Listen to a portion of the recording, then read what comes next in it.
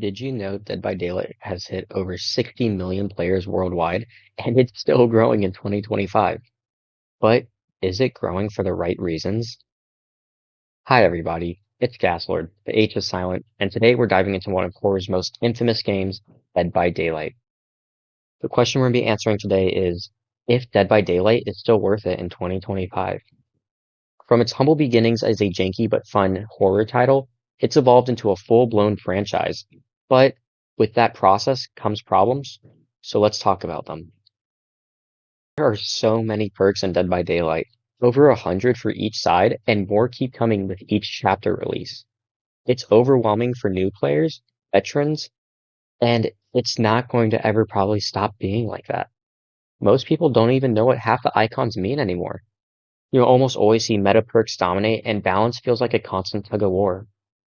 But credit where it's due, there have been huge perk reworks recently. Outdated perks are getting buffed or possibly removed. Loadouts feel more creative than ever too because of the sheer amount of options you have. If you don't like Dead Hard, you can use Sprint Burst or Life or some other new exhaustion perk. You're not restricted to just what you want. While some perks may be meta, it doesn't mean some perks aren't necessarily good or bad. It's just there's so much variety, a lot of people will end up seeing what they see other people play, or they'll customize their own loadout for what they truly like. Because of all the options you have, you're never going to be feeling like you should only play one single loadout. While it may be your favorite, it doesn't mean that you should restrict yourself just to those 4 perks only. Now, the other thing is toxicity has always haunted Dead by Daylight and any online multiplayer game. But in 2025, it's way worse. With more people on the internet and more people joining Dead by Daylight especially, there's more players coming into the game that will either increase the toxicity or be exposed to it. Some people will rage quit mid-match, spam easy in chat, and survivors will still teabag you at the end in front of the exit gates. However, behavior doesn't want their game to be toxic, so they have added reporting tools, limited chat filters, and improved reputation systems to curb some of that behavior. While you can't mute teabaggers, you can still block post-game chat now. If you want to play as Michael Myers, Chucky, or Nicolas Cage, you're gonna have to pay extra. Licenses are cool, but they are locked behind $5 to $10 paywalls, and that starts adding up fast if you want to collect them all. The good news, in my opinion, is that a lot of the chapters, especially the older ones, go on sale constantly whenever Dead by Daylight is on sale. Because of that, you may find these $5 or $10 chapters for $2, $3. It may be 20% off depending on how new it is, but there will always be some type of sale eventually. Because of that, that does help players start collecting a lot of the older killers faster and a lot of the older survivors faster. You aren't restricted to specifically get the chapters. If you do only plan to play as survivor or play as killer, you can purchase the $5 Oryx cells and just buy them exclusively. And they can also go on sale as well. One of the main talking points in Dead by Daylight's community at the moment is queue times. Especially as killer, it can be brutal. Sometimes you may wait just a minute to get in a match as a killer, you may wait 5, but in some cases you may wait 20 minutes. And these games may not even last that long. You may get Gen Rust and it's done in 3 minutes, done in 5, and it feels like you wasted all that time just for one match that you didn't enjoy. The devs have noticed this, so they have some features in place to help these queue times. One of the things is if a survivor leaves the game while you're loading in, rather than having to wait through that whole entire queue, it will be a bot instead. And the same is applied to survivor. If the killer leaves while loading in, the killer will become a bot.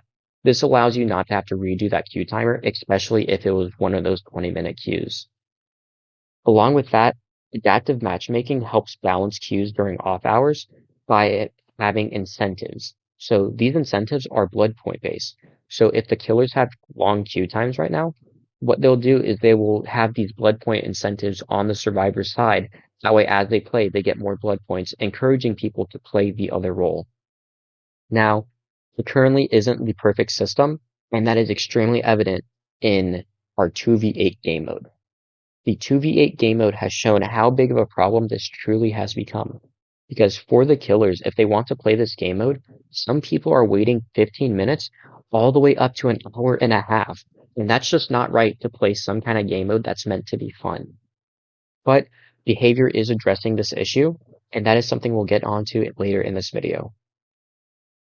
You need blood points to unlock perks, and it feels like you'll never have enough now. If you prestige a character, all of a sudden you're back at level 1 and have to re-go through the entire blood web just to prestige them again in order to get that teachable to level 3 or level 2. And that's just assuming you're doing it on one character. If you have multiple survivors that you're leveling up, multiple killers, or both sides, it's going to feel like you're always not going to have enough blood points and always trying to play just for more.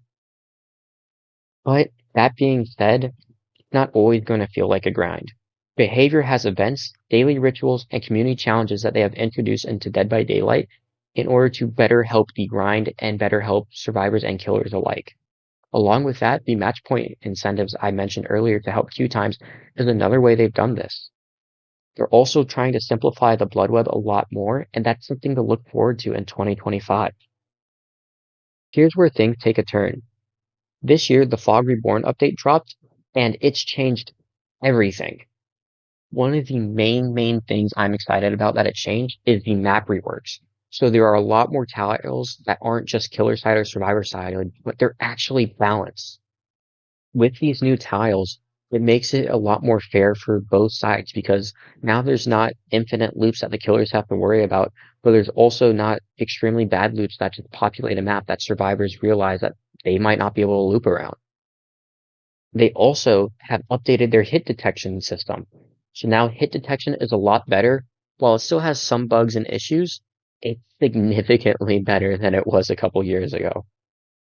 And now, for the first time, it really feels like player feedback is shaping Dead by Daylight.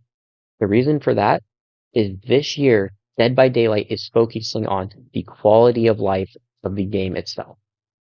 They're doing a lot of things to implement this, and they have a roadmap with it all planned out. But they don't want to stop content either. So what they did was a lot of the new chapters that are coming out this year are going to mainly be survivor-sided. The reason for that is survivors are basically just a cosmetic of each other, so they simply make the perks, make the skin, and it doesn't affect the gameplay, while killers will have to be a new power, the new perks, add-ons, how they interact, and takes a lot more time from the developers. So why is this a good thing?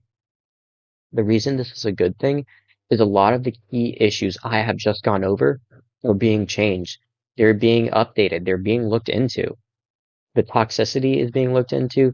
The DCing is being looked into. They're starting to implement things to where they notice a player's pattern of constantly trying to leave the game and go into the next one as fast as they can for XP or always killing themselves on hook. They're going to be punished and not the players playing with it. It's going to change match pools. It's going to change MMR and so much more. Along with that, there are a lot of things positive about Dead by Daylight. While I did mention earlier, if you want to play as a licensed killer, you have to pay. Sometimes people will feel like it's worth it.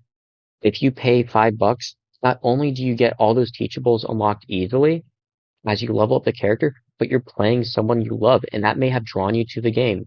For example, Ken Konecki was one of the most successful licenses in Dead by Daylight, and a lot of people came to the game for him. And now, Springtrap is coming with the FNAF chapter for the anniversary of Dead by Daylight in 2025.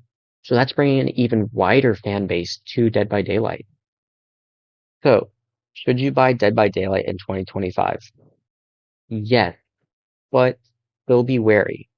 It's still currently grindy. It does have a couple rough edges, but all of those rough edges are going to be gone soon. And one of the benefits if you start playing Dead by Daylight is right now, you will see all of these issues I have mentioned in this video, but you'll see how they are being addressed and how are they changing in real time as you're playing. So underneath it all, Dead by Daylight is one of the most fun and unique multiplayer horror games out there. It's especially fun with friends playing either custom games or just doing survive with friends. In the end, I want to know what you think though. Is Dead by Daylight still worth it, or are you finally done with the entity? Now, if there's something in this video you feel like was not addressed properly, or may have been incorrect, or something that was just not mentioned at all, please in the comments let me know so I can address it and at least give you some kind of feedback about it or answer any questions you have. If you're looking for more Dead by Daylight content, check out some of my latest videos. And in the end, I hope you all have a great day.